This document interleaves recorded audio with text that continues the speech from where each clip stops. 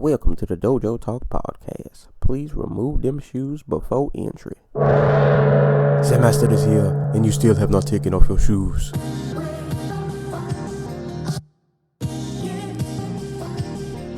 Yeah.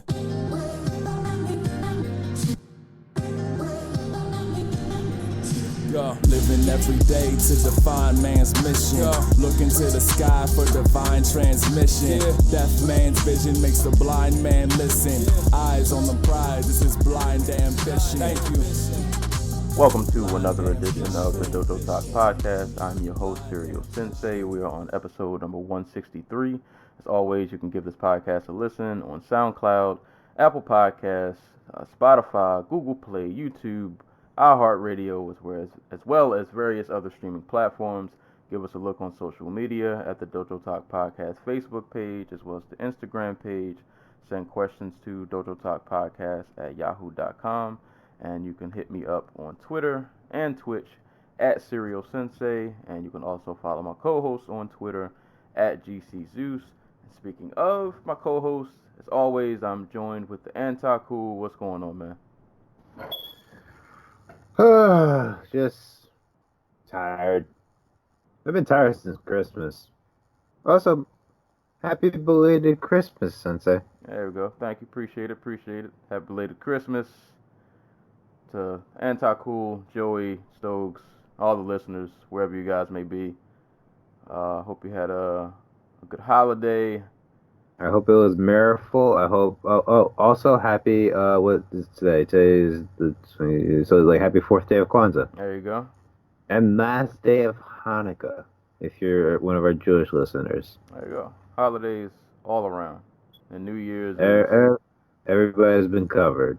No one can complain. Right. Yeah, somebody will. Somebody will. Hold on, though. Were you one of the lucky people? Like, were you off like the week of Christmas, or did you have to come back like the next day?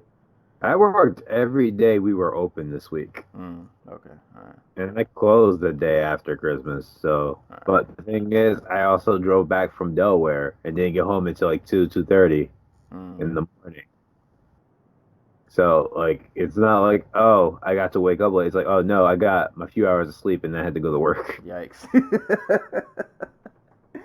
Nah, I mean, yeah, I get it. I was off for Christmas, and I was looking at everybody else who's like, oh, I'm off till the 1st, or oh, I'm off till the 30th, or oh, I'm off. I'm like, bro, I gotta go right back to work the next day. Like, it's not really a break. I mean, it kind of is, but is it really?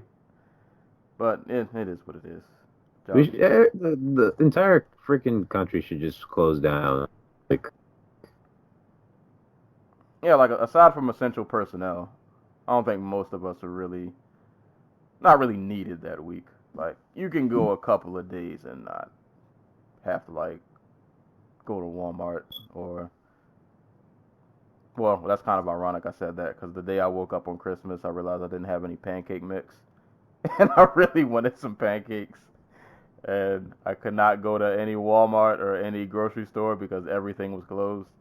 So I went to 7-Eleven, which buying like any kind of random foods or goods at 7-Eleven is like a sham because the price is just marked up so much. And they literally only sell like the mini boxes of pancake mix. I was really hurt.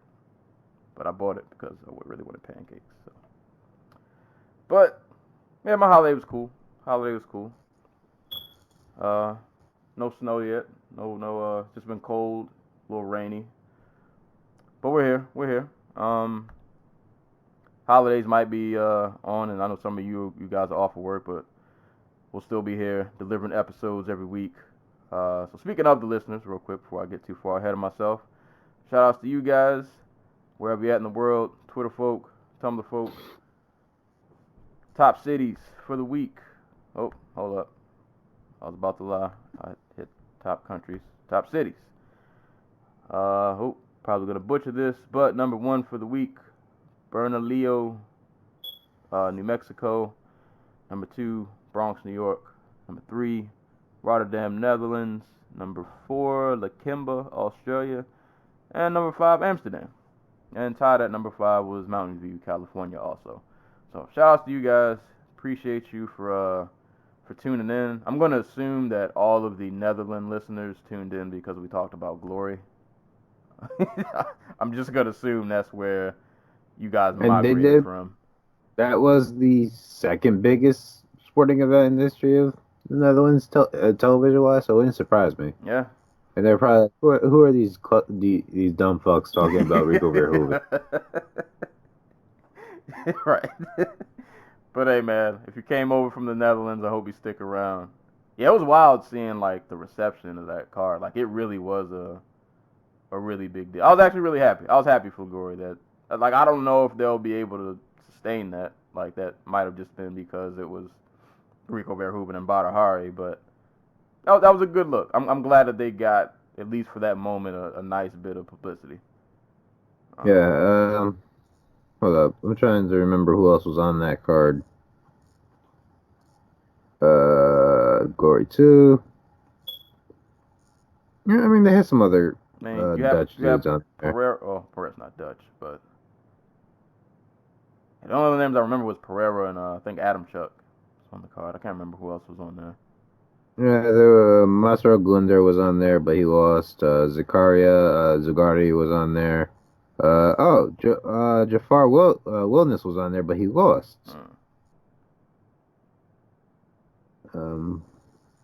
So like my whole thing is like if you're gonna have like a big huge event in the Netherlands, like throw a number 2 on there. You feel me? Just Yeah. so like even if Rico doesn't win, they could go home feeling good and maybe have somebody to cheer for in the future.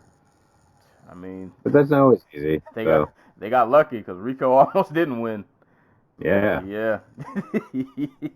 It was wild. Glory popped up on my Facebook news feed, and I just happened to browse the comments because they posted a picture of Rico, and it was something like steal the king, blah blah blah, and then boy, people were not happy in those comments like, oh, he didn't win, he was gonna lose, and it was fun seeing like people argue about kickboxing the way I see people on Twitter like argue about MMA. Like I forget that in other areas of the world, like they actually care about kickboxing, unlike in America where it's like it's just us. It's us and like 5 other people. But no man, shout out to Glory. I'm glad they got that look. So that was cool. As far as the show rundown today, it's gonna be pretty light, man. This is gonna be a nice, light, and pretty easygoing episode. We didn't really have a ton going on this weekend, and just kind of the way all of the fights played out, it's not gonna really be a whole lot to dive into. But we'll be talking about the Gervonta Davis and Gamboa fight. Spend a little bit of time on that. Of course, we'll do some fight announcements and news, which we'll start off with, and then we'll finish off, of course, with Bellator Japan or Bellator 237, Fedor versus Rampage. But yeah, it's probably a pretty light episode. We probably are gonna get you guys in and out of here pretty quick. But before we get to all of that, before we get to the news and fights, start with the What's on Your Mind segment. If either of us have anything, so I'll toss it to you, the Anticool. Do you have anything on your mind this week? Not really, no. Ain't nothing I want to talk about, like in depth. Yeah, I just feel like I feel like it's been a light week. Like I don't really have, I don't really have anything either. Like it's been my least productive week, probably ever. Like the most interesting thing I did this week was tell a bunch of like really like scary, disturbing stories to like my coworker about like stuff that I read on Reddit, like just like horror stories and wherever. And it's like that stuff like that's supposed to be real, but you never know and like whatever. And see her reaction. That was interesting. oh, My coworker. oh, I don't know. There was like one story where like this woman like she let her dog out at night and the dog apparently came back really quickly. Like it normally takes its time, but like it came back really quick. He was scratching at the door, and she didn't know why, but that like he never does it. But that night she decided to check through the people, and it was just a dude pretending to be a dog trying to break in her house. What? The story of the woman who had just moved into an apartment, um, and she had gone down to get the mail, and to do that you have to open the front door, which is locked. So like in theory, like it like automatically locks. So like in theory, the only people who can get in are people with the key or whatever. So when she did that, she goes back up into her room, whatever. She's on the phone with her boyfriend. She drops the phone like next to her bed and looks down to reach and get it, and looks under her bed, and there's a guy there who's facing away from her at hide or whatever. And her first instinct is to tell, like, she's on the phone with her boyfriend. She tells the boyfriend, like, "Oh, I'm gonna go hop in the shower real quick." And so she runs into the shower, locks the door, hops out the window, and calls the police. And the police come and they arrest the guy. And the guy's like standing outside of the bathroom door when they come in with a knife, waiting for her to get out the shower. Jesus Christ. Yeah. We gotta hold up. But the guy who came to my house dressed in the dog suit, we gotta fight. Like, It was a dog suit. He was like pretending, he was scratching at the door pretending to be a dog. oh, I thought he went okay. Oh, no. I thought he went like full blown, like I'm in the dog outfit. You don't notice me. Like those are stories I can believe, but were a couple that was like, if this is true, this is absolutely terrifying, and it's like plausible, but like there's something about it that just like not that it doesn't have, it's just like it's too out there, you know? Yeah. You never know what these internet folks.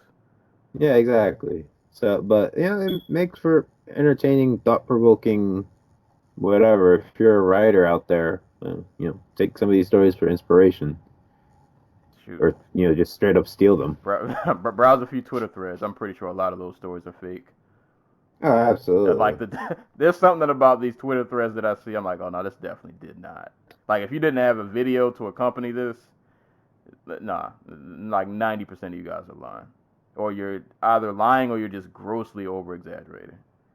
It is better than the Twitter threads that are literally just Wikipedia articles, but like it's like they're pretending it's some like hidden knowledge. All right. Like I straight up hate all the history threads where they're like, "Oh, why don't historians talk about this?" And it's just like you got all that information because a historian dedicated their life to studying, this area in particular of history. Fucking idiot. That stuff really gets at me as a former historian. Twitter in a nutshell. I mean, the internet in a nutshell, really. True, that is true. Twitter But I feel like accelerates the process. I would say I feel like it's worse with Twitter because they accelerate the process and the way they type, they type with such conviction. Right. And it's like, nah, bro, you're not really. I was having this conversation with my coworker too about like Twitter and how it was developed wrong. Like we made this thing where like you tweet something into existence and it's there forever if you don't delete it, or even then because it can get archived if you're important enough or whatever.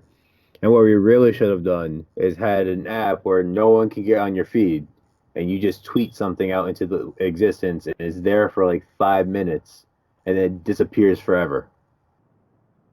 And that would solve so much of the world's problems.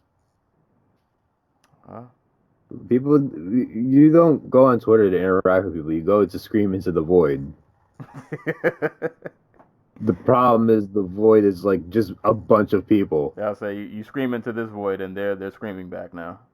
Exactly. Yeah. That's where we fucked up. I don't know. This social media thing is weird, but we're in it, so can only make fun of it, but so much because we're in the void too. We're part of the void. I don't really have a whole lot to say what's on my mind other than I can say I've officially started a vinyl collection. Hey, I've welcome to been the club. trying not to do that actually. Like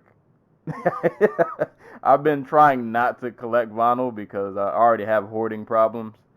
Um, Uh, but my excuse to start was that I received a vinyl in error. I'm pretty sure I did because I don't remember ordering this. And when I got it in the mail, um, I got a notification from a site that I do order like CDs and stuff from, and they were like, "Yeah, your vinyl's on the way." And I was like, "I don't remember ordering this, but if you're sending it to me, I'm probably, not gonna say no." did they So charge you for it? I went and looked back on my bank statement, and I I couldn't find it. Like I ordered an album, from that artist, but it wasn't that album. And the album that But I ordered, I'd already gotten in the uh, mail. And then I got another notification like a week later, like, "Hey, your vinyl's coming." So I was like, "All right, whatever, cool. If it's coming, I'll take it." And when I got it, it was an album I'd never heard of before, but I was holding it, just looking at the artwork, and I was like, "Oh my god, I want 90,000 more of these." Like I want more of these. So I ordered another one yesterday. So when that gets here, I can officially say I have two vinyl. Two was like a collection. That's the start of a collection. So I'm about to become a monster. I'm about to become a crate digger. So yeah, that's pretty much all I got on my mind. Nothing else. It's been a pretty light week for me. Not too much going on. So guess with that being said, we can get this episode started with some news and some notes for the week. And much like this episode, it's been a pretty light week. But I do have I think these are some pretty solid and interesting fight announcements. I wrote a few more than I normally would just because I don't really have much for news. So spend a little extra time maybe talking about a few of these if we have any interest in doing so. But starting from the top, I don't believe this fight is official yet, but it looks like we're heading in this direction. Being targeted as the headline for UFC London, we will have Tyron Woodley versus Leon Edwards at UFC 249. Jacare Souza will be returning to middleweight to face Uriah Hall. At UFC Brasilia, we will have Zaleski Dos Santos versus Alexei Kunchenko. At UFC Auckland, we will have Kai Kara France versus Tyson Nam. UFC Columbus, there was a trio of fights. I only wrote two of them down though. Greg Hardy versus Yorgan de Castro and Khalil Rountree versus Sam Alvey, which apparently is a retirement fight for Khalil Rountree. And Sean O'Malley is back, a name we haven't seen in a while. His fight has been, I think, rescheduled for UFC 247. O'Malley will be facing off against Jose Alberto Quinones. So that's what I got for fight announcements. I guess to maybe just talk about a few of these. If Leon Edwards and Woodley happens, and it seems like we're headed in that direction, how do you see that fight? How do you see that fight turning out? um, that's, like this is the test. Because my whole thing with Leon Edwards is over his like 8 or 9 win streak run, he's become like very well rounded, especially adding the wrestling to his game. But I've always been curious, how does that factor in when he faces somebody who can actually stop him? In the top 3 fighters in the division are all former, standout amateur wrestlers who are damn near impossible to take down. Um, So I'm curious how that, like, because that's a huge part of his game plan. When he gets overwhelmed or when he gets into a position where he thinks that he can be hit, he likes to go for takedowns. I don't know how that works against Tyron Woodley, but at the same time, there's every bit the chance that he just not picks apart Woodley, but just outworks him for 5 rounds.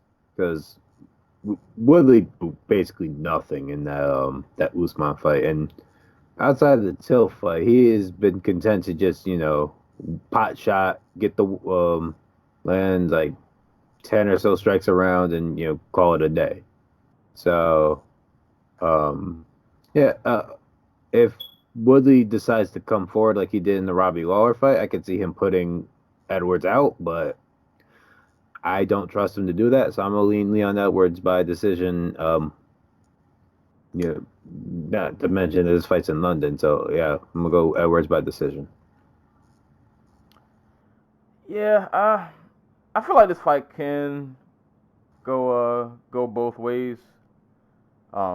Always still have to be wary of Woodley's power. Like it can happen like in an instance. Like you could be doing well and then next minute he blasts in with like a power right and your lights are gone. I kind of like you. I feel like I don't know. Like Woodley's kind of up and down sometimes. Um, and I could see Leon Edwards is just, if he can just keep pressing forward, be pretty solid defensively. I don't know if he knocks Woodley out, but kind of like you said, just out gives him a 5 round, just kind of outworks him. Maybe Woodley has a couple moments where he catches him or clips him with a hard shot once, and Leon is forced to like survive maybe like a short, storm in the water, so to speak. Maybe have to reset. But I think Edwards might just be able to just kind of outpace him. But you never know though. Like coming off of the Usman fight, as bad as Woodley got dominated, you would hope that he really went back to the drawing board and had to, really just patch up everything because you don't want to you don't want a repeat of that. You don't want that to happen again. So I don't know. It's an interesting fight. It depends on how Woodley plans to really rebound from this, but as of now, this could change. Maybe getting closer to the fight, but yeah, as of now, I think I'm gonna roll with yeah, I'm gonna say Edwards probably wins the decision. Um, which of these other fights do I want to talk about? I thought the Hall and Souza fight was interesting. I don't know if I really want to dissect it though. Like it's a fight that, in theory, Jacare should win, but like at the same time, like he's slow, plodding, not as exposed, like not as durable as he used to be. Well, he's still pretty durable, but like Uriah Hall that fights behind the jab, and who still has all the quick twitch, explosive knockout power and moves and everything like that. That's a dangerous fight for him. Yeah, something tells me this fight won't go past like the second round. Yeah, like either way, like it's either going to get Hall down, take his back, and choke him out, or Hall's probably going to hit him with like a spinning back kick and knock him out. Yeah, yeah. I don't envision this fight isn't going the distance. Somebody's getting put out within 3 rounds, and it's sad because I don't really want to see either of these guys get bodied. But yeah, whoever wins, it's gonna be a finish. But just your Uriah Hall fights, man. You never know. You never know, man. You never know. But I'll keep an eye on that fight. I'm not gonna really throw a prediction other than it doesn't go past the second round. We don't have to dissect this. I don't know. You probably won't even have anything to say, and I'll make this quick on the Greg Hardy versus Yorgan de Castro. Gross. If de Castro wins this, like this has to be over, right? Like this has to be the end of the Hardy experiment or whatever you want to call it. No. Nah. Cause like this, they just turned him into like, I'm not gonna say like a freak show. Well, I mean, he's already a freak show fighter, kind of. But they just put him. I don't know. Maybe they just put him in Texas twice a year. But like, is he even really moving the needle? Like, and that's the thing. Like, 99% of like Greg Hardy, like whenever Greg Hardy does go like, I don't know, viral or whatever, are people just bashing on him. It's not even like that Floyd Mayweather like type of hate where like people like pay like it's like MMA fans like why is this man on my screen? He like he's not good or or he's a woman beater or like it's all that. You know what I mean? Right. So I don't get what the appeal is here. Because at least And that's the other thing. He's boring as shit if you actually ever like sit down and like listen to him talk. Like he's not an electrifying person. and if you're gonna be like a freak show fighter, there has to be like some I don't know, like I don't get any most freak show fights, regardless of even like if the skill level was bad, there's some level of like excitement or like an extra Like there's something. Like I don't really get that with Hardy. Like because you know if the fight turns remotely competitive that okay, well, we've seen the best of him and now that's kind of it. Like the fights aren't funny. That I'm not really getting anything from these. Like I can watch a Bellator freak fight, and as much as I might complain about it, the fight's probably hilarious. I'm getting something out of it. Not anything great, but I got something to hold on to. It's a bit of a spectacle. With Hardy, it's just kind of like, why are you here? Like, like why? Why Well, did they let part you of in that the is door? that the UFC keeps giving him guys who he's supposed to beat. Like outside of Volkov, like if this was Japan, he'd be fighting like Boruto or something. You feel me? Like Okay. this is. And don't get me wrong, Tanner Bozer is on that scale, but Tanner Bozer is also like an okay, like lower level heavyweight. So it doesn't turn into like the freak show atmosphere. It's just like, oh, the one guy's just a better athlete. All right. Actually, you know what? Looking at Hardy's record, the freak show probably won't be over because Nah. yeah, he still has 2 wins, and they'll just ride on that coattail. Even though that no that no contest fight was such a yikes, yikes. Just Tanner Bozer. Yeah. I don't know, man. The Greg Hardy thing is It's so dull. and it's like even if if you're even on the side of like defending him, I don't even understand what you're getting out of this because even not, these fights aren't even like they're not even good. Like they're not even. I don't know, man. I don't know, but go to Castro. Go to Castro. Leg kick TKO win for De Castro. There we go. There we go. Get him out of there.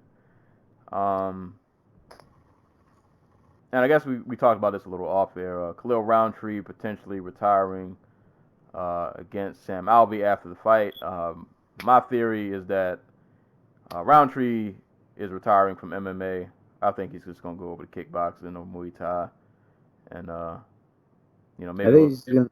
I think he's just gonna live in Thailand and train and not do anything else. Like train, like meditate, because he seems like one of those type of guys. hey man. And go swimming at the beach. That Right.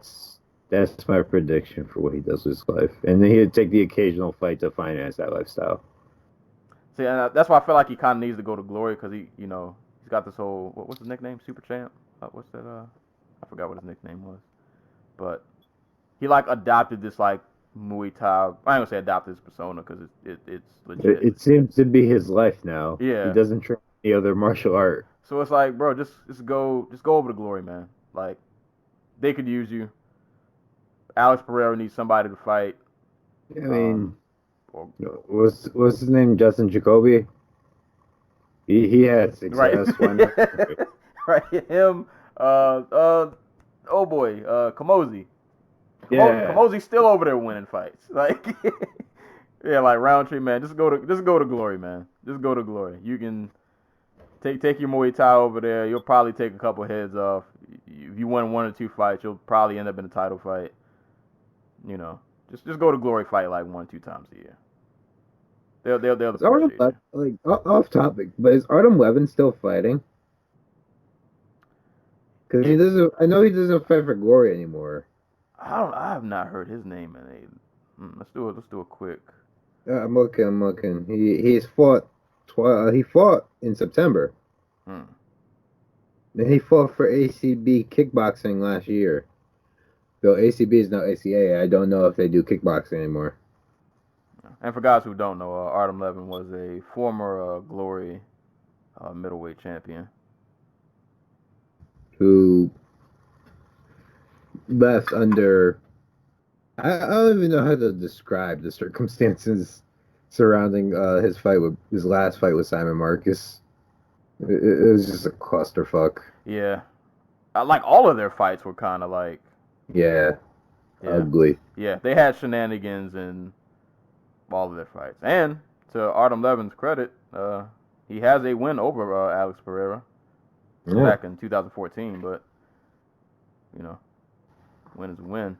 Well, you're right. He's still fighting, still winning. He's on a four fight win streak. Oh, he hasn't lost since the Simon Marcus fight. Mm-hmm. Oh yeah. Well, I don't know what he's doing. Like, I'm after the Marcus shenanigans, we probably won't see him back in Glory. I think he pretty explicitly said he's not going back to Glory. Yeah. I mean, and to be honest, probably can't blame the man. Probably can't blame him. But no, yeah, Khalil Rountree, just go to Glory, man. Just go throw some hands in Glory. They'll appreciate you over there. I think that's pretty much all I got for really like breakdowns. Like I'm happy for the Kai France Tyson Nam fight. Glad to see Nam get another chance. I don't know if he'll win that, but glad to just see him get another chance. And Sean O'Malley finally returning. So that'll be interesting. But yeah, that's pretty much all I got for fight announcements. And for news for the week, I only really have one story. Mr. Patrick Cummins, I guess you can now say former UFC light heavyweight fighter. He decided that he is going to retire. Just wanted to give him a quick shout out. Like he had a really not weird, but like interesting UFC career. How his very first fight, he was a super late replacement against Daniel Cormier. Of course, lost that fight. But like managed to still stay around after that fight for what? I don't say a decade, but That fight was in like what, 2013? it was 2014. 2014, so it's been like 5-6 years. Yeah, he made a good Dude was a top 10 light heavyweight for a hot second. He was homeless at the time. So I don't know how much that, balances out in the scale, but he's had a solid career. Yeah, him and his mustache. They did some work, man. They did some work. Let's see. Yeah, had wins over Kyle Kingsbury. I ain't reading all of them, but Kyle Kingsbury, Antonio Carlos Jr., Jan Blachowicz, Jan Vellante. Fortunately, he ended his career on a 3-fight skid. But, no, shout out to Patrick Cummins. Even though I still don't believe in MMA retirements. So I'll say happy trails for now. Retire. How do you say? He should retire. Like his durability is shot. I think we end up seeing him versus Jiri. He ends up in rising somewhere. I don't know. We'll see. Wait, who? Patrick? Cummins. Yeah. No. You don't think the Japanese crowd would dig the mustache? Probably. Yeah, I could see if Cummins is out his contract, I could see him like getting fights as like, when somebody needs a former UFC fighter to make their guy look good. All right, bring him in and see if they can get past him. Yeah.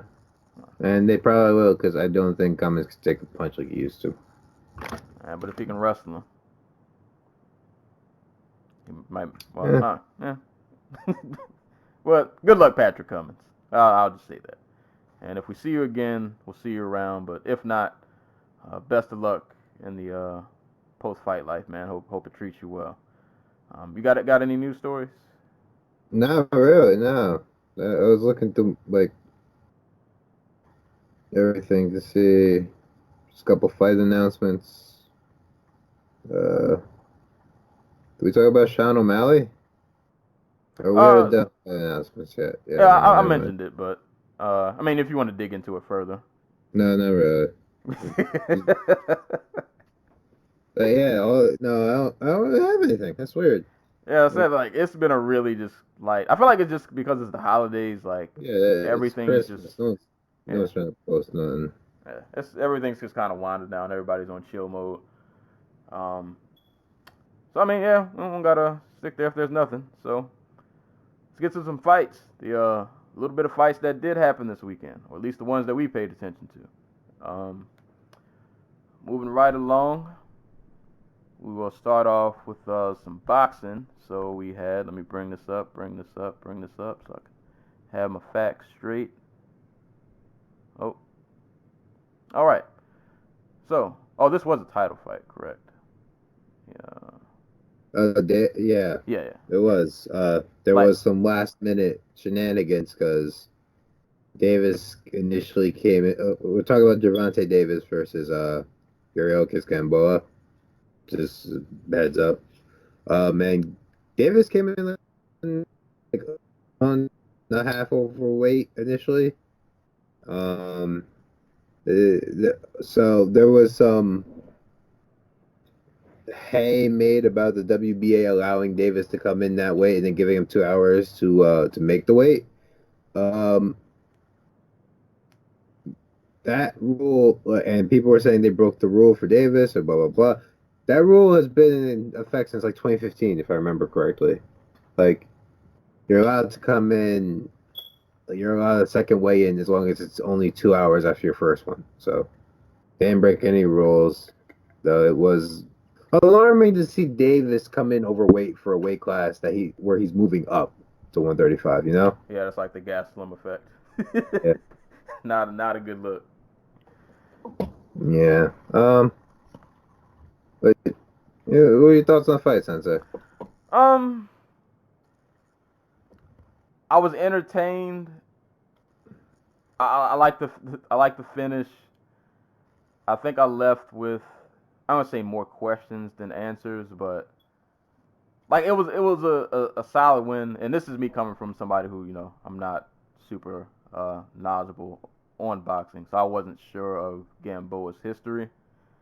Um, but when I found out that he was 38 and apparently had a torn Achilles in this fight, or whatever round that happened, I was like, oh man, Davis couldn't put him away. And then I'm looking at Davis probably between, I mean, because he got a knockdown early, I think in like round 2.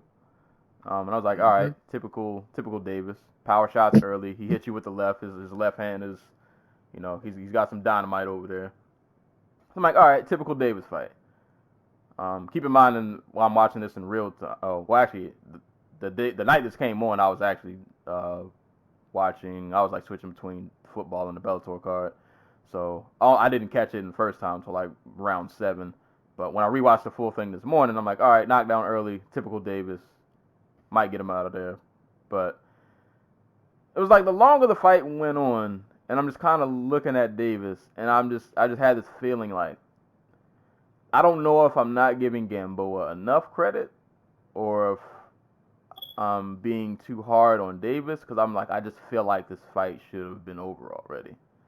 And there was a stretch between, I don't know, probably like round 6 or 7 where Gamboa was, I wouldn't say he was winning, but it felt like he was like clawing his way slowly back in the fight. And I'm like, Right. you got this 38-year-old that you had on the ropes in like round 2 and 3, and in round 7 and 8, like he's starting to gain steam. Like if anything, Gamboa should be the one getting tired and looking pretty gassed, because I can't remember the exact stats, but they were reading them as the fight went on. But like there were rounds in the second half of the fight where like Davis only threw like 12, 15 punches or something. And I'm like, I don't know, man. Like don't get me wrong. I'm glad he got the win. It was a good win. His he's got that kind of power that I think can just always kind of keep him in a fight. Like so if he hits you with a power shot from the left, man, you gotta protect your neck because he might just take it off. But I felt like this performance was a little cause for concern because I'm pretty sure the next person you fight won't be 38 years old. And I'm pretty sure this is the first time Gervonta went, how many rounds went to round 10, 11? I can't remember how many rounds it went. It was round, because I saw it reported 2 different ways, and it was really weird that no one could agree on the round, but it was actually around 12. Oh, yeah, okay. Yeah, I know this is the first time he's went the distance. Or had to at least go 12 rounds. I don't think he's ever... He's never been further than the 9th round, I believe. Yeah. Like, wrong about that. And it looked like it. Like, he looked really tired. His output wasn't really there. And part of me was trying to attribute it to maybe, like, all right, because you can't just, wing power punches or you can, but, if you're Deontay Wilder, but, different story. But I was like, maybe he just came to box. Like, all right, I couldn't get the finish early, so I'm just kind of just box it out and, put in work that way. But the more it did to me, the longer the fight went on, it's like, I don't think he's just boxing. He just looks kind of tired. Like, he just looks winded. And my first thoughts were like, bro, if you were fighting Lomachenko, or what's the other guy? Lopez? Teofimo Lopez, yeah. I'm like, bro, if they drag you into the 9th and 10th, and you're looking like this, I don't know, man. Like, I was concerned. And I don't want to dog on him too much because he still got the win, but I don't know. I feel like I left with more concern than I should have after this fight was over.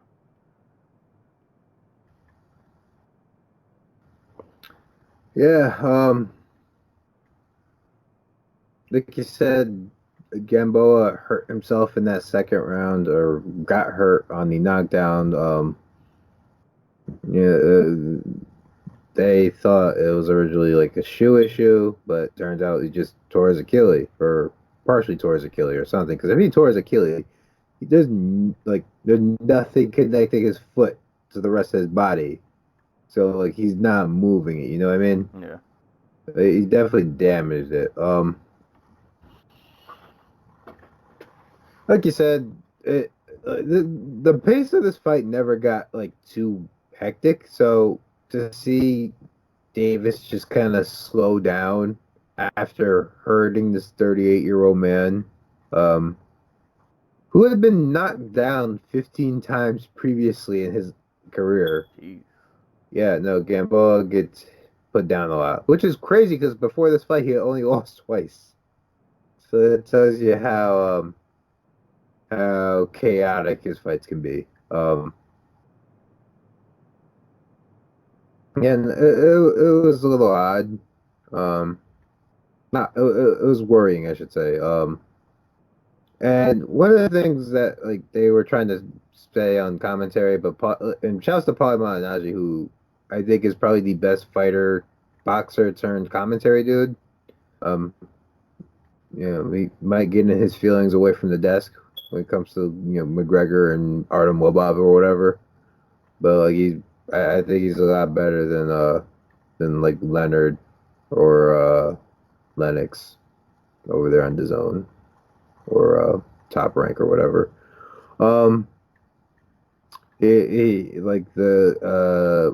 I can't remember who the other dude was on commentary. I don't know if it was like Jim Gray or if it was Ronaldo. It was him, Morrow, and some Ronaldo, and it was one other guy. I couldn't remember who it was. They were trying to pitch the idea that Gervonta Davis's power doesn't carry up to 135, which might that's a plausible argument. But Gamboa is a guy moving up from like 130. You know what I mean? Mm-hmm. He is not a big dude. He is not significant. He wasn't. I'm not even sure he was bigger than friggin' Davis. Like, you might have an inch or two on Davis, but Davis is fucking huge. The reason he's called Tank. Um,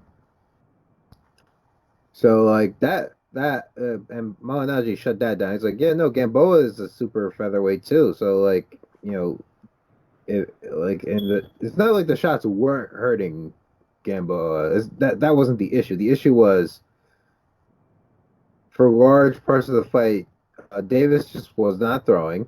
He was marching forward behind the double guard, and like he had some like there were some moments of like some real like defensive savvy and like offensive ingenuity.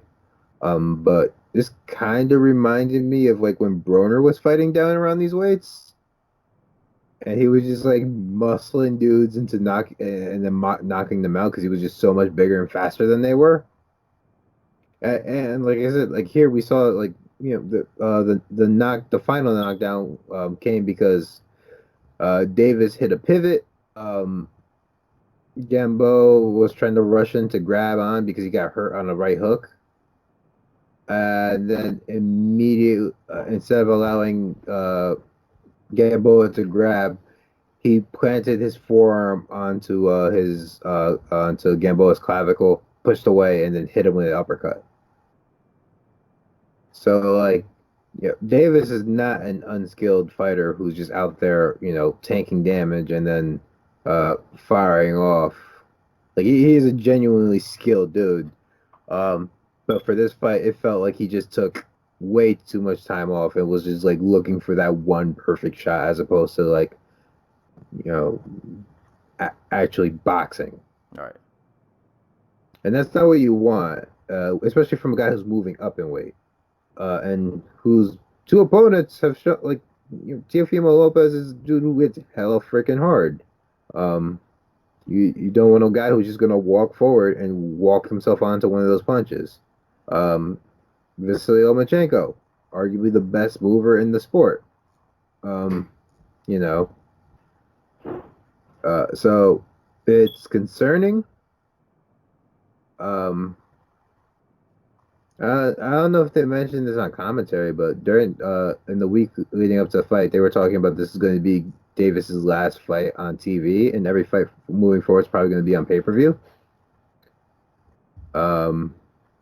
Which means they're going to have to put him in there with somebody who's going to, be a solid B-side. And I don't know who not top rank. I don't know who, Floyd Mayweather who's going to do that for him. But anybody who's good enough for him to be like in there with he's going to need to put on a performance in this. Yeah. We're hammering on Gamboa's age, but like Gamboa's not a bad boxer. He's really good, and the statistic he's been knocked down 15 times in his career, like whatever got thrown out there, but like he's really good. He was really good. Like this was Terrence Crawford's best win for a long time, and still arguably might be. When he was fighting down at 135, 140. Yeah, I don't know. Like, I'd like to see him fight Devin Haney. That's a fight that. Yeah, I think he popped off on Twitter a little bit after the fight was over. I saw a lot of people bring up his name. Yeah, I mean there's some talented dudes in this division. I don't know how the politics of boxing work out in his favor of getting any of these fights made, but I hope some of them get made. Because eventually at some point you got to fight one of them. Yeah. Especially if it's gonna be a pay-per-view fight. Like I want to see. Nobody wants to throw their money to see Gervonta Davis go out there and knock out I don't know. I'm looking at the thing now, like Mickey Bay or something. They want the big fights.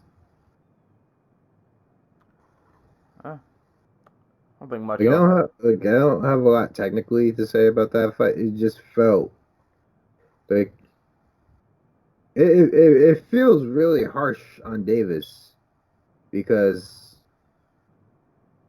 we expect so much from him. And he won almost every round of the fight. Like if it had gone to scorecards, like it would not be surprised if it was like a 119, 120 score for Davis. All right. I think it's because you see the talent there. Like you feel like you know how good he can be, and it's like I don't want to see you be one of those guys who had so much promise but didn't live up to it because for whatever reason either you didn't take this seriously enough or like I don't want you to be. I don't want to look back a couple years from now. It's like yeah, remember Tank Davis? Like man, when he first started, he was blase blah, and he was going to do this and that, and then like he didn't go on to do anything. Or I don't want to look back in that way. I don't want to have that conversation a couple years from now. Right. And like he's still only 25, but he's also been doing this for a hot minute. Like 6 years into boxing. Like it's not like he's out here taking a lot of damage, but like this fight felt really bronerish to me, and that's not good. Yeah. I think we just want better. We just want to see. You just want to see better. We feel like you could be like what you gave us wasn't the best that I think you could have offered. Yeah, it wasn't the best you could have offered. We definitely could have got a better version of you. But I don't know. Like hopefully, you want to hope that even though he won, like hopefully he's still able to go back and look at this fight and be able to say like, all right, I won, but this could have looked a lot cleaner. This could have been a lot more efficient had I done X, Y, X, Y, and hopefully between now and whenever his next fight is, he'll tune those things up. But I mean, a win is a win. Yeah, and like another thing that factors into like we're all just like he missed weight initially moving up. He did make it in the end, but at the same time, it's like, come on. Yeah, you're like you're moving up. Like we're doing you a favor. Like, wait. Like he's a guy who's lost a belt on the scale before. Like he lost his title down at 130 on the scale. So, like you worry about him. Like, oh, is he really committed to this? Yeah, you don't want to see that star. That the star power like go to his head. Hope not. Don't end up one of those guys. That's not a good road to travel down. I mean, but at the end of the day, a win is a win. The man has a scary left hand, and he will release it from the chamber, and it does all kinds of damage, as we saw. So, even though in the end, man, still shout outs to Gervonta Davis, who got the 12th round finish against Gamboa. And also on the undercard, which neither one of us got a chance to watch. I've actually been watching it in the background ever since we started recording. All right, well, I've been in and out because of focus. All right, well, but it's been a pretty good fight. Yeah, from everything I've heard, this fight was really, really good. Yeah, Badu Jack, Jean Pascal. Pascal would end up winning on the scorecards. Controversially, actually, according to several people. Like, it was a super close fight from what I can tell. Badu Jack, man, just never has luck on the scorecards. Like, for whatever reason, things just never seem to fall his way. I'm starting to think it's like a Swedish thing.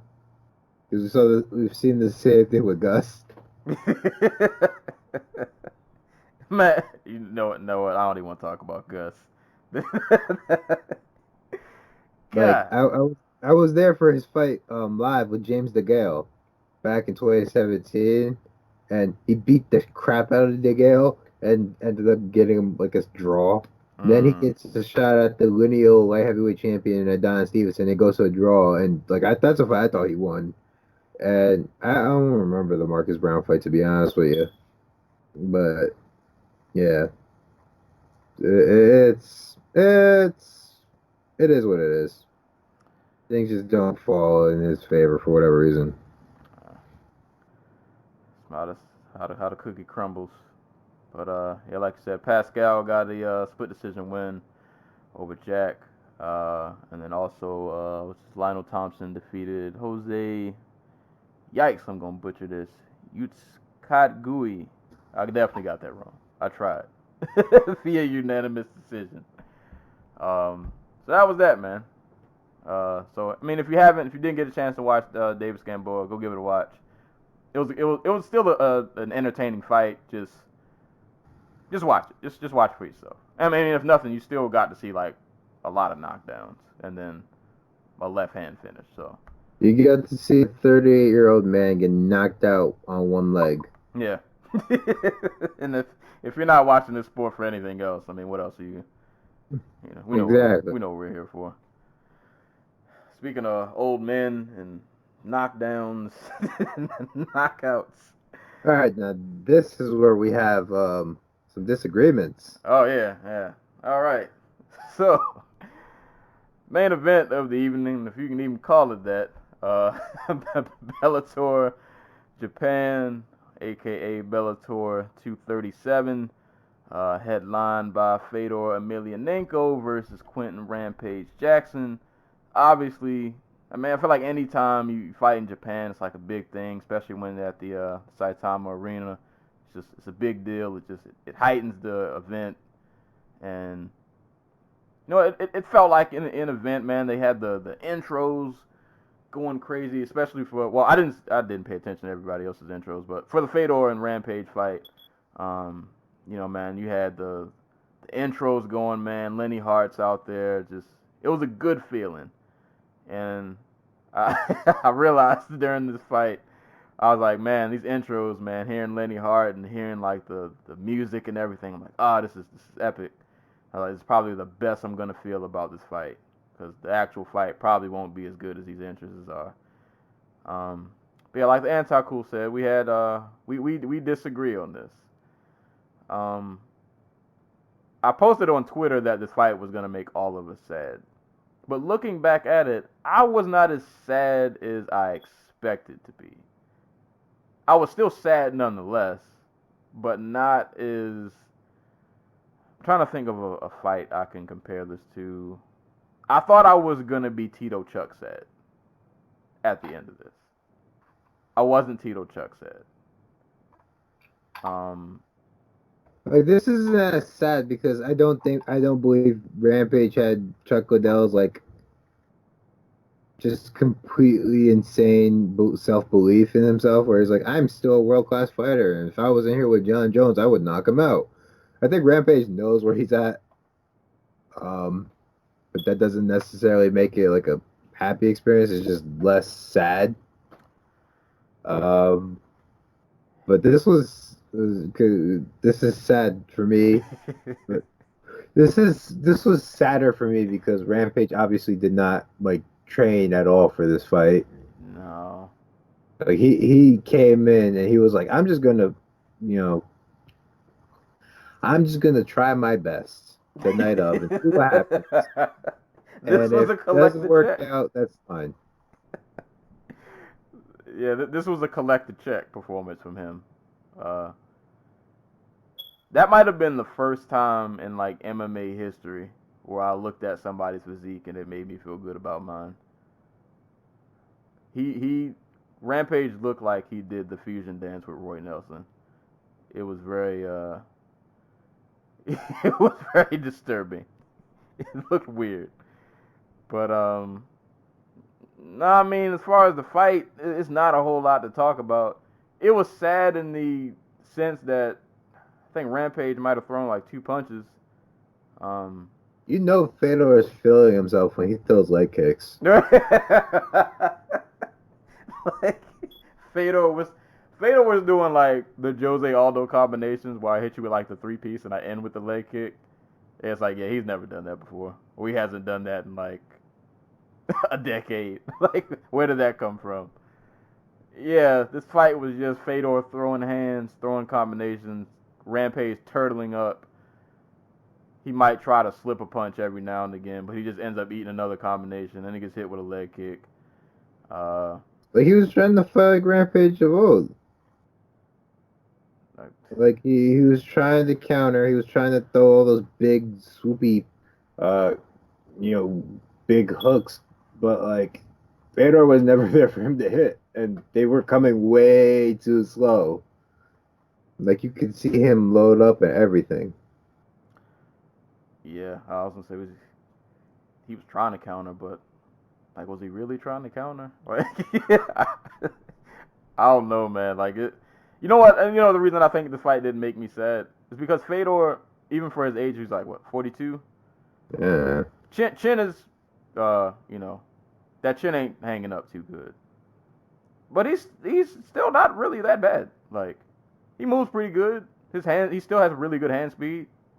Obviously the power's still there. I'm not saying he's about to go out and go win any belts anytime soon. Well, obviously he won't because we saw how the Bader fight went. But 42-year-old Fedor looked as Fedor looked as good as I guess 42-year-old Fedor could.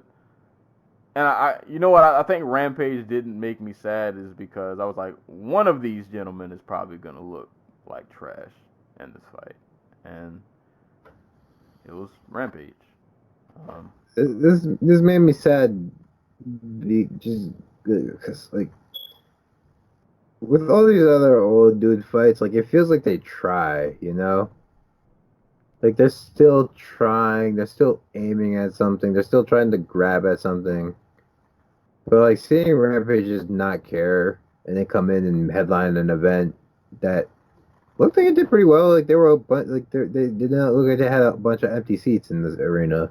I know there was some worry about during the week, but to see him go out there and like main event a card for it like that and like uh, it's just like, oh, you don't even have to try if you're like an old dude and you have like a name and some name value. You can just go out there and collect a check and go on with your life. Yeah, Like when Tito goes out there, he fights like Chael Sonnen and Chuck Liddell and Alberto Del Rio, but like there's no doubt in my mind Tito trained for those fights. Even if it was just like I'm gonna shoot takedowns and practice my rear naked choke for like 4 hours a day or whatever. Like to see someone just like not care, like I'm not mad at Rampage about it. It's just like the whole structure of MMA is just like, oh, we can't do better. This is what we got. Hey man, Bellator. I told you, man, they have this hard on for heavyweights.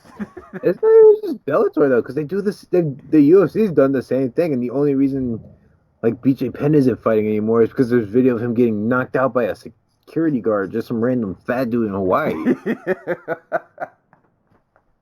Like that dude was headlining a card 2 years ago. Yeah, that's mildly disturbing. Oh man, mildly disturbing. Like it's like I'm cool. I'm happy that like these old dudes get to make money and shit, but like this is also like part of the reason where we don't have any new stars. Yeah, because guys like. Because the headline for every MMA website for this Bellator card isn't going to be, oh, Lorenzo Arkin put on like a nice performance, or Kana Watanabe, potentially fighting for the Bellator women's flyweight title. It's going to be Fedor Emelianenko knocks out 60-pound overweight Rampage Jackson. Yeah, we're all supposed to be We're all supposed to be hungry about it. Right.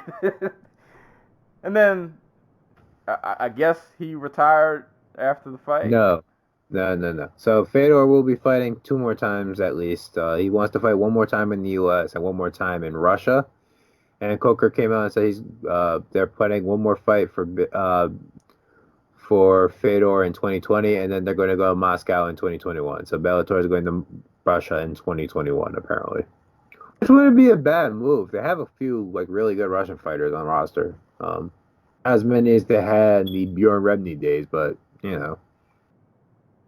Still a couple. Yeah. All right. What's so his name? That's cool. So Bellator's gonna march, lead Fedor down the aisle to his retirement. And retirement.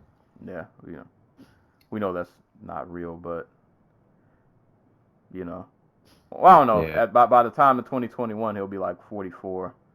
So hopefully he actually like for real. Right? He's retired like 3 times already. Yeah, but retiring at like 39 and 44, I feel like are different. I feel like at like 44, you gotta really be like, okay, man, I gotta. He has I, like a real job. That's the thing that he has a government job. He's the head of like a whole department. yeah, but they probably just do all the work for him. Fedor's not answering no phone calls. Fedor's not setting up no meetings. No, but he's like going to dinners and like meeting with other politicians and businessmen and like you figured he'd be happy. What the hell is that smell? Oh, It smells like garbage. yikes. Yeah. Well, Fedor, he got Rampage out of here. Yeah. That was our heavyweight main event that none of us asked for. But you know what? I'm happy for the people that were happy. I saw a lot of people who they're still holding on to that nostalgia. I had to let it go. I had to learn to let it go. But some people still holding on. If y'all are happy, I'm happy for you. It is what it is. Heavyweight MMA, the standards don't get any higher. Moving on. Co-main event. I forgot to mention Fedor face planted Rampage. I didn't. First round, right hand. Yeah, boom. Right past the lead guard hand of Rampage. Yeah, and Rampage shook his head no. He knew it was done. Funny enough, the co-main event kind of went the same way. We'll keeping the theme of the right cross. Michael Chandler versus Sidney Outlaw. Sidney Outlaw being the late replacement was supposed to be Chandler versus Benson Henderson too, but Bendo had to pull out. So props to Sidney for taking this fight on short notice all the way over in Japan. But I think we kind of all knew how this fight was probably going to go. Unless Chandler's fighting the top like 2 or 3 guys, I think we pretty much know how most of his fights are going to go. He's probably going to win. I mean, just Unless something crazy happens, like he breaks his ankle. yeah, yeah, or that. Yeah, he's had some wild, wacky moments, but I mean, for the most part, man, Chandler gonna Chandler. Like good putting pressure on Sidney Outlaw. I like the straight body shots he was doing. It just kind of felt like it was a matter of time before Chandler was just gonna catch him. Like, dude is just really explosive, fast, athletic, and you know, Outlaw was holding his own, but getting pressured, getting his back pushed against the cage, and it was like, all right, at some point, this is probably gonna be over unless Sidney's got a trick up his sleeve or he can figure something out, because I feel like Chandler just can hang with most guys on the feet. Just he's one of those guys that can get away with a lot because he's so athletic and explosive. Right. And yeah, it just. And then he knocked out Sidney Outlaw with the same punch that Patricio Pitbull used to knock him out. Yep. In the same location and everything. Yep. And the follow up was so unnecessary. He ain't had to do that. Didn't he though? Didn't he? Yeah. The man was dead on impact, but you know you fight until the rough tells you otherwise. But yeah, he face planted poor Sidney, sat the man down. Yeah. Oh God. Bellator really doesn't have anybody for Michael Chandler to fight, which is wild to me because like lightweight is the most talent-rich division, and they seem to struggle to fill out the rest of that division beyond like Yamauchi and like Awad and Patricky Pitbull, who are like the other guys who have been there forever. So I'd like to see him fight one of these dudes coming out of the Bellator, not the Ryzen lightweight tournament. So like Tafiq Musayev, Luis Gustavo, or Johnny Case. I'd really like to see that because like he needs names of competition. Yeah, like after this fight, I just couldn't help but think, like, man, like I think it's on one hand, I think it's really dope that Bellator kind of has a guy like him around. Like, assuming he stays and finishes his career in Bellator, or even if he doesn't, you associate him with Bellator. Like, he's literally like been like the face of that organization. So I think it's dope that Bellator has like a staple guy that they can point at and say like look, like if you become a star over here, we can treat you. 'Cause I feel like they treat him We'll, pretty well. Like, we'll put you in all the Dave and Buster's commercials you want. right. I feel like they treat him pretty well. Like it's from the outside looking in, it seems like they have a good relationship. But from a fan perspective, it's like, all right, I've loved watching you in Bellator. You've had the belt what 3 times at this point? Basically. Yeah. Outside of, I wouldn't mind seeing Chandler versus Yamauchi. I think that would be a really dope fight. Or Hasn't like it already happened? did they? Like Did they twice, not? I think. I thought he was one of the few guys they haven't fought yet. Or maybe No, they have. no, it was once, but they fought at Bellator 192 back in 2018. Ah, okay. Oh, never mind. Then. Oh well. All right then.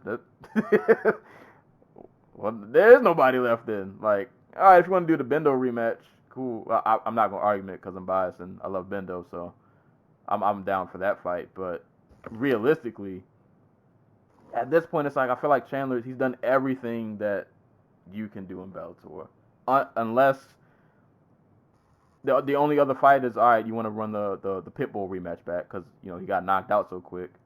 You could maybe run that back one more time, see if you Right? can. He's talked about going up to welterweight. Nah, I don't see it.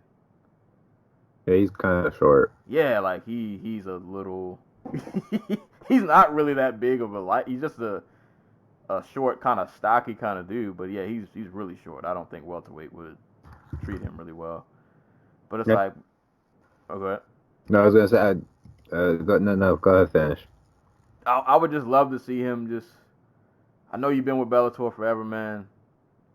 But I would love to see you, like I said, if you're gonna stay in Bellator, fight some of these rising guys, or I just want to see him shake his career up, just move somewhere else. And I don't even know where. To be honest, I don't care where. It doesn't even necessarily have to be the UFC. If you want to go to one, at this point, I might even take PFL. Like, Hey, yeah, go win $1 million. Take that. Like Nate, like what? Nate Schultz is about to win $1 million again. right?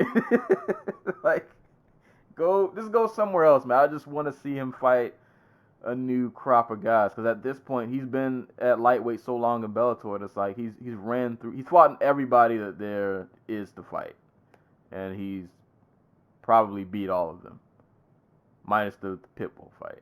Like But there are a bunch of Russian dudes who are on the regional scene who I'd like to see him fight, but why would they leave ACA or M1 or whatever when they can just like stay in their home country and make a bunch of money? all right, so yeah, I don't know. He's in a weird position. Well, from a fan perspective, Like he's for probably him, I'm sure it's great. yeah. He's in that like Terrence Crawford stage where like there's nobody who his promotion can get him to fight that that would be interesting, but like he still makes a bunch of money just showing up and knocking dudes out. Huh? I mean, if they keep lining them up, keep knocking them down, I guess. But nah, Chandler still looks great, man. Chandler going Chandler. But got the TKO or KO, gave poor City the blues with that right hand, then followed up, even though he was already dead. But nah, props to Sydney though for taking that fight at such late notice. Yeah, Moving on to another body that was caught. I'll let you kick this one off. Michael Venom Page versus Shinzo Anzai. gross. Michael Venom Page stopped Shinzo Anzai on a backstepping right hand, if I remember correctly.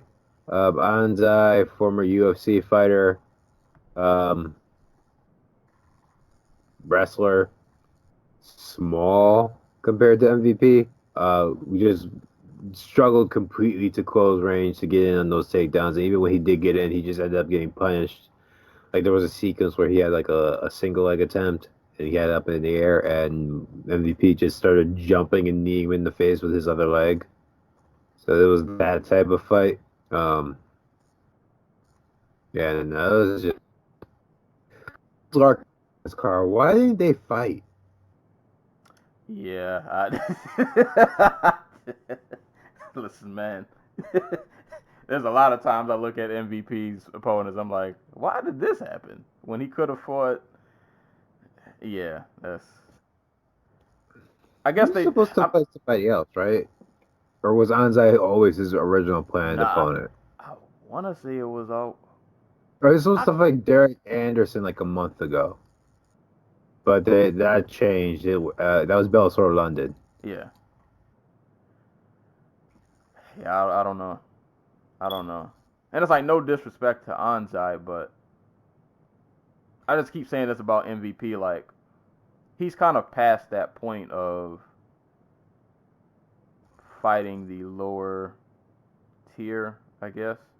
Like Mm-hmm. you're coming off of, even though it's a loss, like you fought like the champ, or the gentleman who would go on to become the champ. But we all knew, like we all know, if you're in the know, you know how good Douglas Lima is. So it's like you can't go from Douglas Lima to, you know, That guy he fought yes, the Shinzo.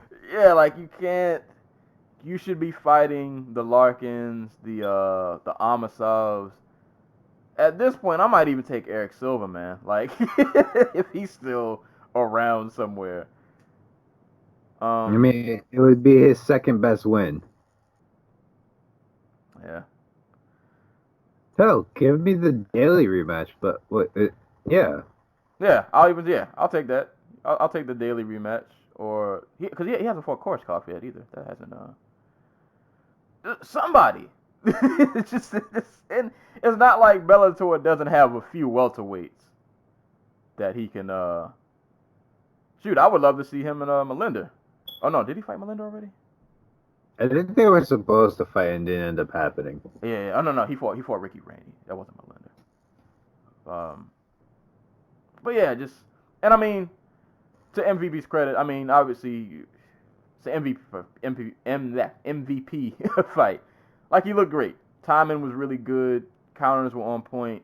Um, he landed like 5 or 6 flying knees in the course of one fight, which was kind of wild. Like once he really got his timing and distance down, like he was super pinpoint with pretty much everything he was doing, and like the one time Anzai got like a hold of his leg, he wasn't really able to do anything with it. And at that point, it just became an MVP fight. Like he just sniped him, and you knew at some point, like, all right, Anzai is tough because he was eating a lot of hard shots. Like I said, dude ate like 5 flying knees and was still out there trying to make something happen. So really, really gutsy performance from Anzai, I guess, for what it's worth. But it's like at this point in MVP's career, it's like we don't need to see these fights anymore. Like we're past this stage. We've been past this stage, man. Like, and I guess I only gave it a pass because they're kind of doing the whole Rosin crossover thing. So I'm guessing maybe they didn't want him to fight a Bellator guy. Like they wanted to make it like a Bellator versus Rosin thing. So that's the only thing that kind of made me like, all right, I'll back off of this matchup. But the next fight, when they're, it's just a regular Bellator card, it's not a crossover promotion event, whatever you want to call it. Yeah, I need to see him fighting a Daly or Amasov, like the Larkin fight. I feel like that's the fight to make at this point. Right. That's the fight to make. But yeah, great finish. As always, like MVP fight, it's a great finish. But I don't know, man. I don't know. Like we talked about, this card had a lot of flash, not a lot of substance. it felt like to me, this card felt like a showcase for like the fans. It was like these might not be the best fights, quote unquote. Even though like I didn't mind all of the matchups. Like some of the matchups I enjoyed. Like I like the Yamauchi Cruikshank matchup, the Watanabe fight, which we'll get to. Like most of these matchups, I was just okay with. But at the same time, it almost felt like this card was like, we just want to put on a show for the fans. Like when you guys come to this arena, you're gonna get your flash and your dazzle. Like we just want you guys to come here and kind of have a good time. These might not be the best fights ever, but you're gonna have a good time watching them. And from that perspective, that did deliver. Like these fights were aesthetically, if you take away rankings and like the big story picture, if you just take the fights kind of just for what they were fun fights. Which on that end they delivered. So. But at the same time, go fight Lorenz Larkin. Stop playing. I'm waiting for that next Bellator fight announcement. You better be fighting Larkin or Amasov or one of these guys, man. Stop playing. Or even if it's Melinda, if that's Melinda's like first return fight to Bellator. Don't you fight some, don't do this again. Don't do this again. But on the flash and razzle dazzle scale, I guess he delivered. So it is what it is. So he got the finish over Shinzo Anzai via right hand KO in round 2. Moving on, I'll let you talk about this one, man. Lorenz Larkin doing his due diligence against Keita Nakamura.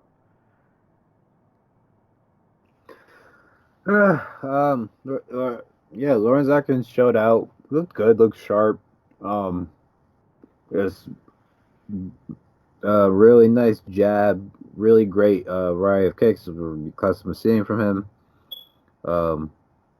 Probably like a really even keel fight. Like there was no like ramp up. Like took a wide decision too. I think he had 2:30-26s because of what he did to Keita in that last round, where he just was like hammering on him with the right hand. Like once he really got going, he looked really sharp. It's all around really solid performance. Like I don't really have a ton to say other than like Keitaro, dangerous in spots.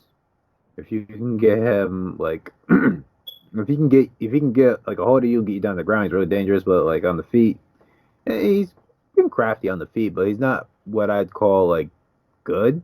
Like he doesn't have like he does not have a consistent way to win on the feet like Larkin does. Larkin as a result just kind of dance at range with him. It was a really good win for Larkin, who looked good, and I hope he gets the Lima rematch next. Deserves it.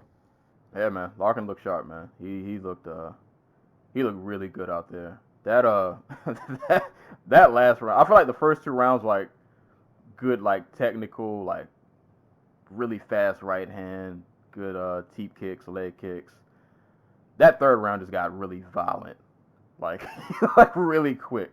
I thought it was gonna be over when he started landing those elbows. Those elbows were really nasty, and he was like catching Nakamura on like the perfect point, like side of the head, and he was like really like aiming for his spots. He wasn't like going wild with the elbows. I thought it was gonna be over at then. It got really violent in that last round. But nah, man, this is the kind of performance you really want to see from Larkin. Like, dude is still a legit like top 15, top 10 welterweight. Like I always remind, like every time he fights, he left the UFC. Beat Jorge Masvidal. Right, like he has wins over Masvidal. He has wins over Pons. But he left the UFC on like a 3 fight win streak. I think he won 4 of his last 5 in the UFC. His only loss was that to the Russian guy. I think he's Russian. Yeah. God, I know his name too. Tumenov. Tumenov, there we go. But yeah, outside of the Tumenov, he beat Magny, Masvidal, Ponzinibbio, and John Howard. And that was pretty much the start of his welterweight run because he started at that middleweight where he was definitely undersized. But yeah, when he came down to welterweight, like That's a dude I'd like to see Bellator try to grab.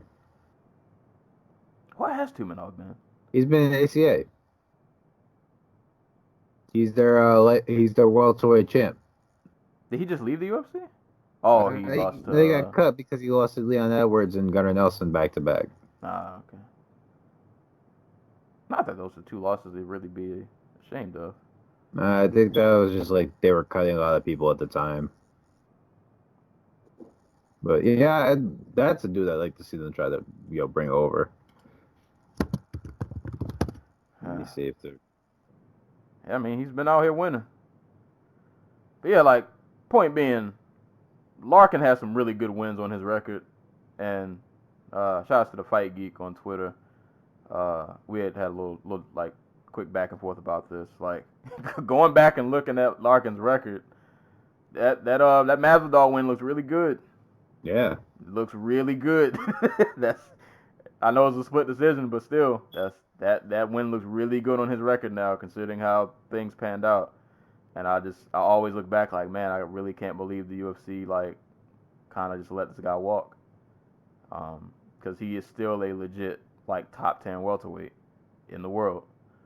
But nah, man, great performance from Lorenz Larkin, man. He looked really, really good out there. So like I said, I hope he wouldn't mind the Lima rematch, or if not the Lima rematch, give me that MVP fight. Let's get some fireworks going. But shout out to Lorenz Larkin, man. Amazing performance. Got the 3-round unanimous decision win over Nakamura. Moving down, had women's was flyweight.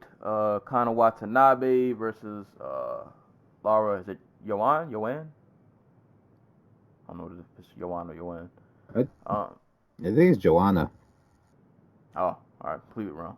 That could be wrong. Because like you pronounced the J, right? I think so. I'm not sure. What I'll say about that fight, I felt like Laura shot herself in the foot a little bit. Like, if you train with the Pitbull brothers, you can throw hands. I feel like that's like a prerequisite. Like, if you're gonna train with the Pitbull brothers, you're throwing hands. And you could clearly see on the feet that, like, while Laura isn't, like, I guess, like, the most technically sound, she's still pretty decent and powerful on the feet. And you could see, like, Watanabe defensively isn't, like, the sharp. Like, you can just kind of look at her and tell, like, stand-up isn't her thing. Like, she's decent at it, but it's not, like, it's not the bread and butter. Because I felt like Laura landed some pretty good shots early. And it was like the more the fight kept going to the ground, I was like, at some point, I feel like Laura's going to get caught with something. And so that's kind of what happened. Albeit Laura initiated some of those ground exchanges, because I want to say in the second, she got Watanabe down. Didn't do much of anything. I thought the ref was going to stand them up, because there was a long stretch where she was literally just sitting there. Like Watanabe had her back against the cage and nothing was happening.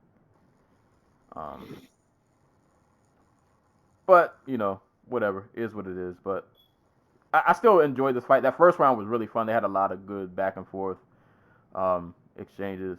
And I love judo throws for some reason. They just look cool.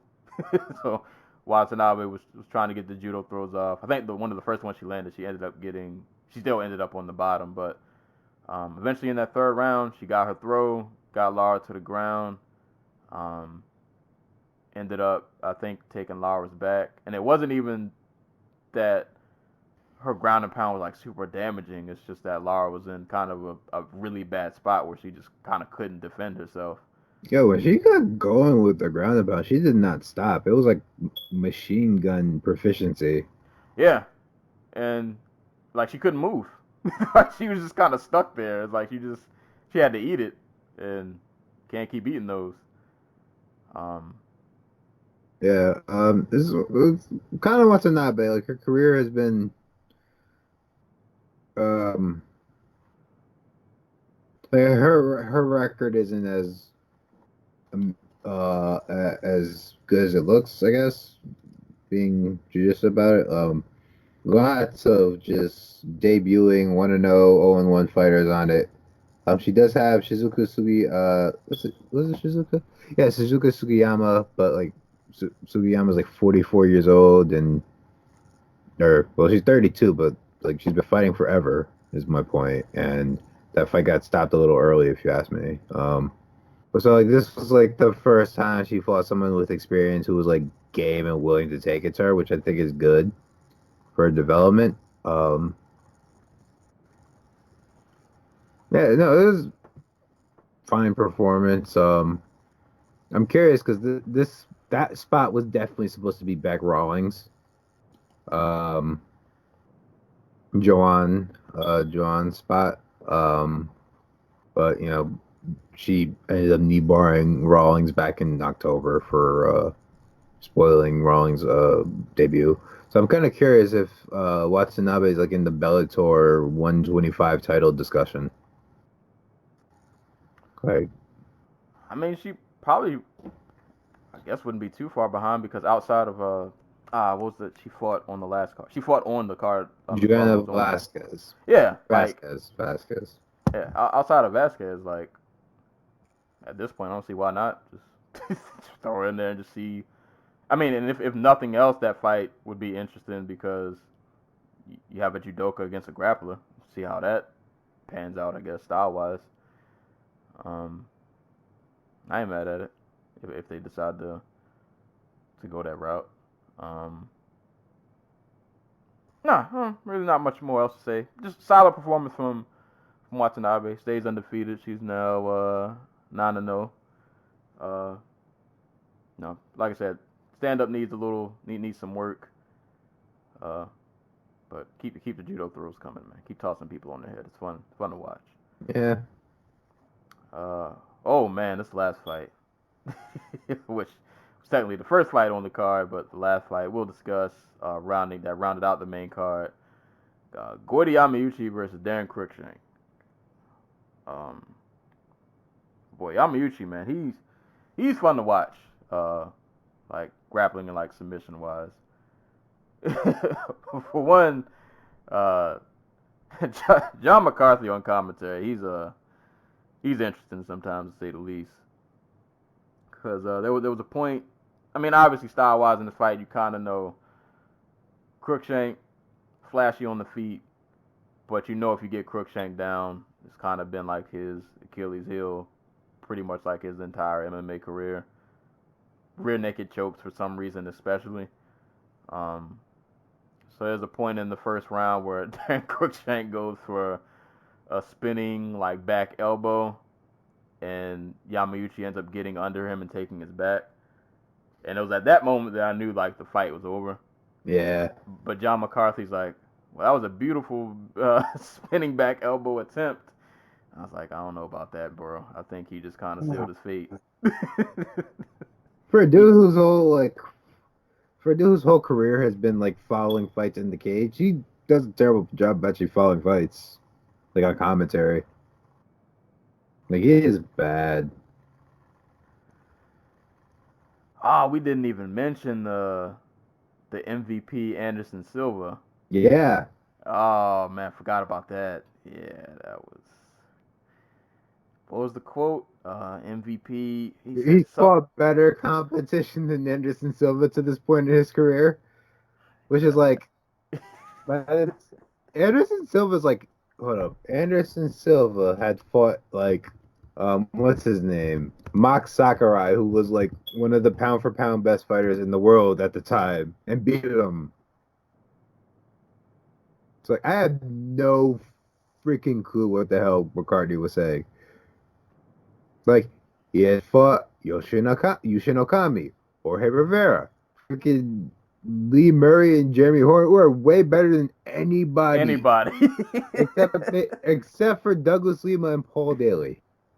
But Carlos Newton, like, you can't say that with like a straight face. Like that is just like I know some things are subjective, but bro, that is factually just wrong. Like that felt like, oh, we're really just trying to hype MVP up. Cause like, yeah, at this point in their careers, they came up very similar, and I'm like, no, they really didn't. But by They the really time Anderson Silva was MVP's age, he was already UFC middleweight champion. did. And he wasn't fighting the Anzais of the world. Mm. Yeah, that was yikes, yikes, yikes, yikes. That completely threw off my whole. Oh yeah, what was the point I was making? Yamauchi. That completely threw me off. That sequence where he got Cruikshank's back and pushed his foot off the cage to get Cruikshank down. I was like, oh, that was beautiful to watch. But I felt bad for Cruikshank, man. Not only did he get put to sleep from the rear naked choke, like when he woke up, he looked like he just saw like a ghost. Like, did you see like his reaction when he woke back up? Oh yeah. He looked like He looked like somebody had woken him from like a deep sleep, and he was Yeah. like scared. Like he looked like he was afraid for his life. Like he did like the little kid, like his hands were like not flailing, but like he was trying to like protect himself from something. Yeah. And I was like, oh man, that doesn't look fun. And that submission further solidifies my point in the discussion I've had with people that I believe if I was a fighter, I would much rather get knocked out than submitted. At least with the knockout, you hit my chin and I just go out and I'll wake up when I wake up. I've been choked out conscious before. It's not that bad. I don't Feels know, like a man. nap. No, I want to take a nap. Well, I guess a knockout, that's a nap too. I don't know. I feel like the submission is just, for one, I have to feel the process of you choking me out. So that's really uncomfortable. And then I have to go to sleep. It's like, I feel like with a knockout, it's like, all right, I get hit on the chin, but I'm probably out at, like, I'm not, I'll feel it when I wake up, but I feel like the submission is more like grueling somehow. Like, I gotta feel my lights go out, and then I gotta wake back up, and I don't know, it looks bad to me. It looks bad. I don't know. Alright, so this is the part where we just scream at Bellator / Ryzen / DAZN / Fight TV for not being able to give us the rest of the card. Yeah. Oh yeah, go to YouTube. I'm one about Red Naked Choke. That was the right. card. Well, that was the main card. And then we had some postlims. Well, if you're in Japan, you had the postlims. And like there were some solid, matchups or fighters on here, man. Like had Jared Brooks, Conor Asakura was on there, John Tuck. Probably missing somebody, but there was some fun. Yusuke Yachi was on. Where's he at? He was on here. Soccer kicked the shit out of somebody. Yes, and we missed that. We missed that because apparently there was some contractual something stupid. Basically, this card was put on this card for Bellator was put on in the States by Bellator, Viacom, and DAZN, right? They're the broadcasters. The Ryzen portion of the card, I guess, technically falls underneath the Fight TV purview. So instead of them being able to work out a deal where like they could live broadcast, one party could live broadcast both sides of the card. I'm not privy to the details, or I'm not even 100% sure what happened, but I think what ended up happening is they couldn't work it out, and they just decided not to air this portion of the card and use it as postlims to make sure that people stuck around for the entirety of the Bellator card. That's my thought process. My thought process is trash. It's super trash. Couldn't even find these like online afterwards. No, because nobody filled them. Nobody. None of them were. God. So I guess shout out to everybody in the crowd. Y'all saw it. You know, send your World Star footage this way. Someone did post some highlights because they filmed the screen live at the event that was showing the highlights. Like there's footage of it, but there's no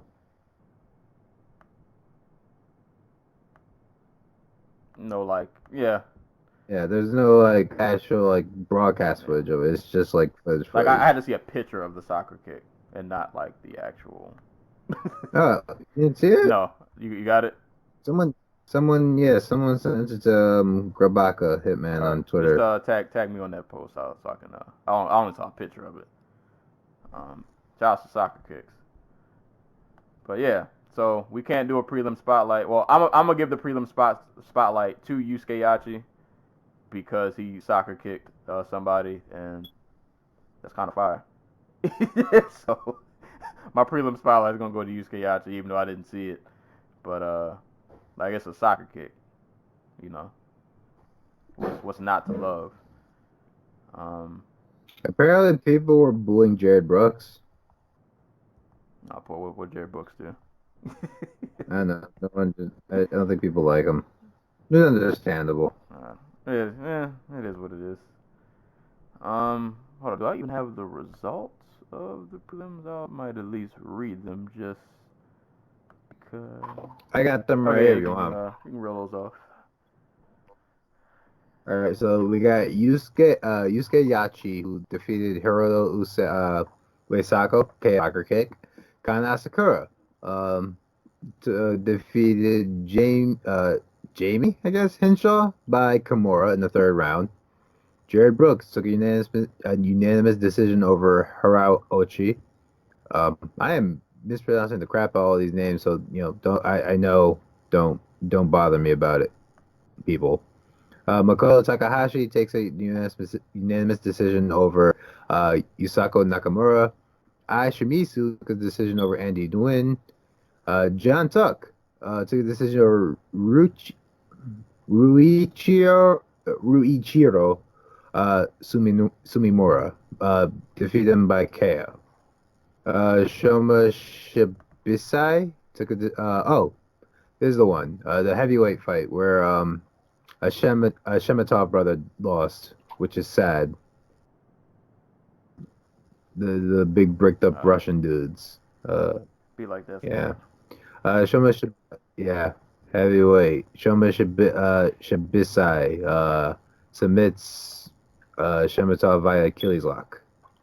And I don't have the result for Ren Hiramoto, the kickboxing match, in the fight against Sekihiro Ishida. So that looks. Well. Oh wait. Yes.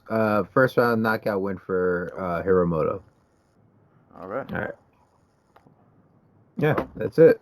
Everything. Boom. That was it, people. Everything from Bellator Japan. Let me peep this soccer kick real quick. Oh, come on. My phone's trash. Oh, there we go. Sorry, guys. I'm going to watch this in real time.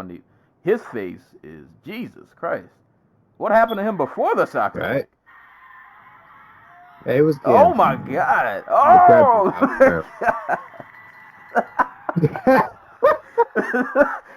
I don't know what happened to him before this soccer. He looked like he had to be getting pummeled this fight. His face is a mess. But he ate a 1-2 into a soccer kick. He caught a 1-2 and got dropped and caught a soccer kick for his trouble. That is savagery. That is Jesus Christ. Who was that? Who he beat? I forgot his name. It don't matter. It. Pray for that man. Jesus Christ. Yeah, guys, if you're on Twitter, if you can find that clip, or just follow me on Twitter at Serial Sensei, I'll retweet this because, a 1-2 into a soccer kick. That's how that went. Yikes. But yeah, that was it, man. That was all the fights. Good night, people. But yeah, that was Bellator 237. cool card. Like I said, it was a really. I feel like this was just like a showcase card for the fans, man. Like this was a card to just watch and not really. It, if that's the case, it probably should have been on at 10 o'clock and ended at 1. Because I fell asleep watching it. Yeah, well, yeah, you know how that goes. But it was a cool card, man. Like I just feel like this was a card just kind of for the fans. Like you wanted to watch a card, not really have to think too hard in terms of like big pictures. You just wanted to come, just watch some fights and just like have a good time. You got what you wanted, man. Like if you're Fedor lover, you got Fedor getting his win, albeit it was against whatever, right? He got his win.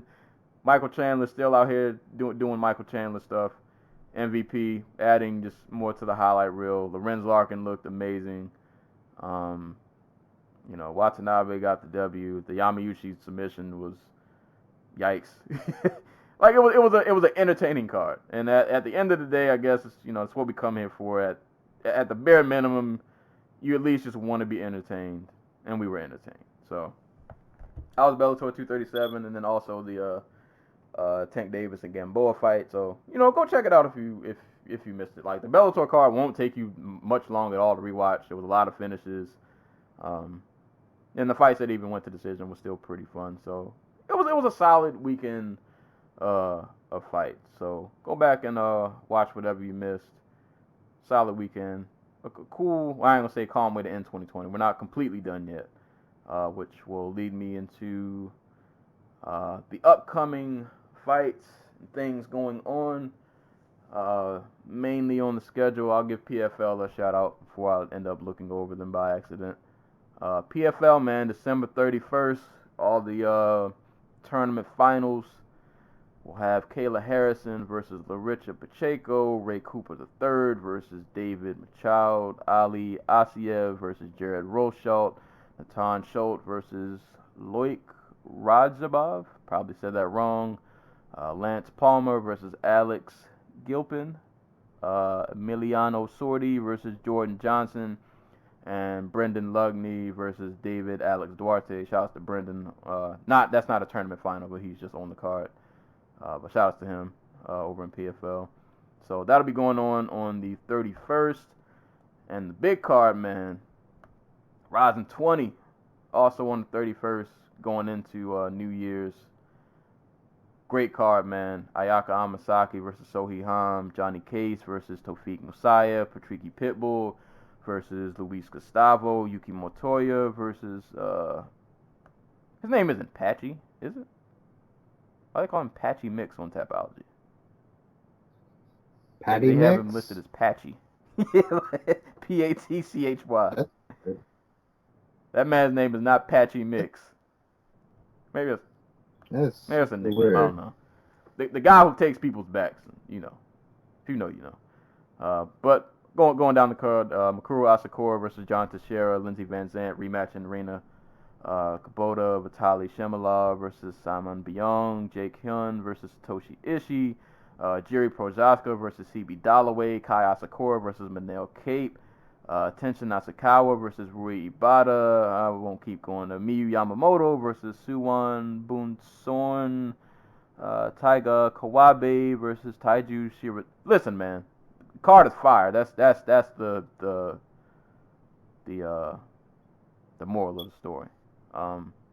You can purchase this on Fight TV, right?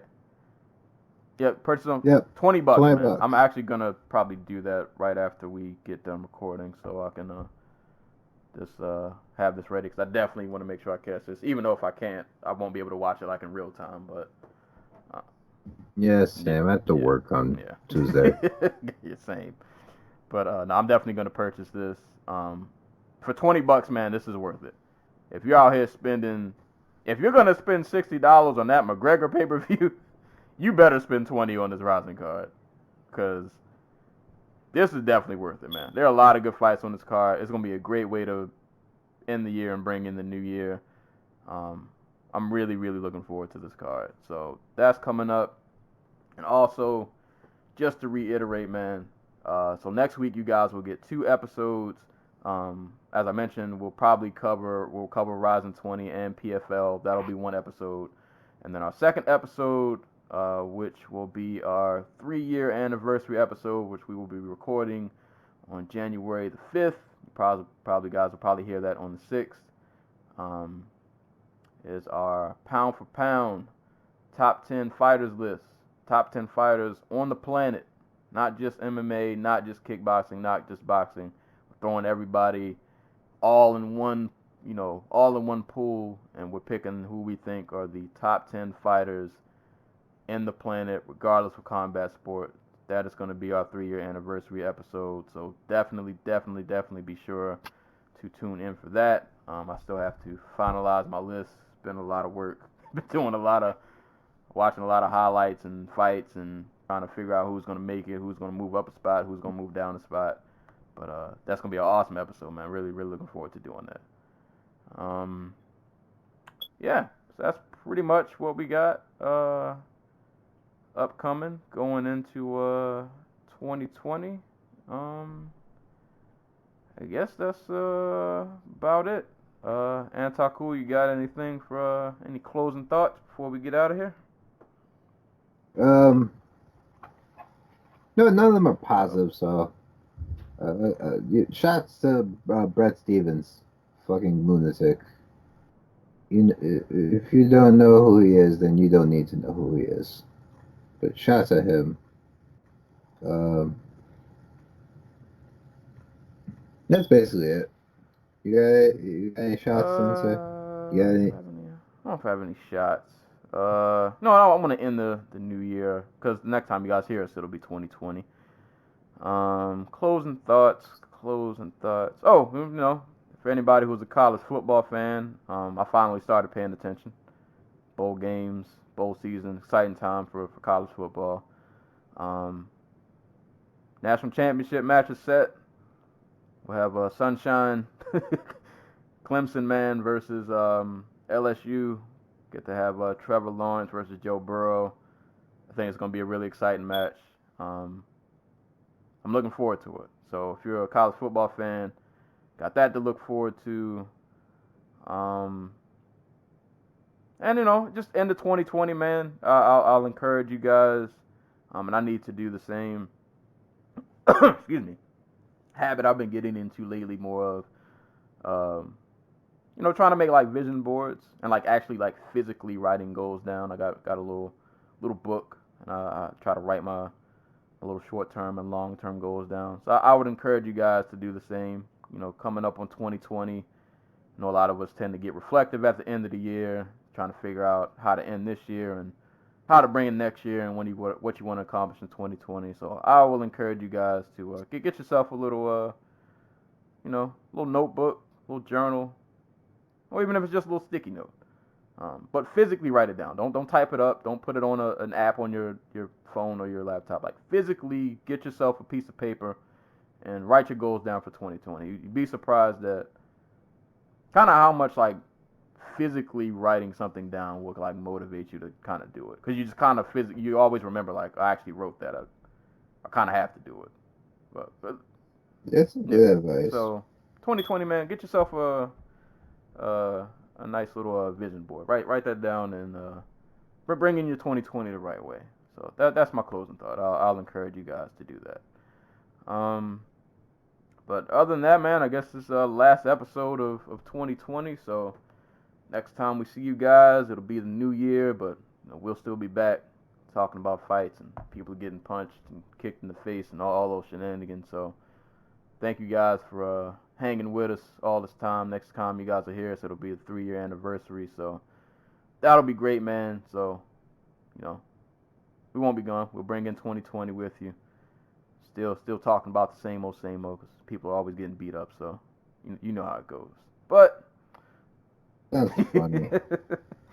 But it's pretty much it for today. So as always, man, give us a listen. SoundCloud, YouTube, Spotify, Google Play, iHeartRadio, Apple Podcasts, or iTunes, whatever you want to call it. Send questions to dojotalkpodcast@yahoo.com. Hit us up on social media at the Dojo Talk Podcast Facebook, as well as the Instagram page. Follow me on Twitter and Twitch at Serial Sensei. Be sure to follow the Anti-Cool on Twitter at GC Zeus. And that is it, man. So as always, anytime people are being punched and or kicked in the face, we will be there to talk about it. And until next time, we will see you guys in 2020.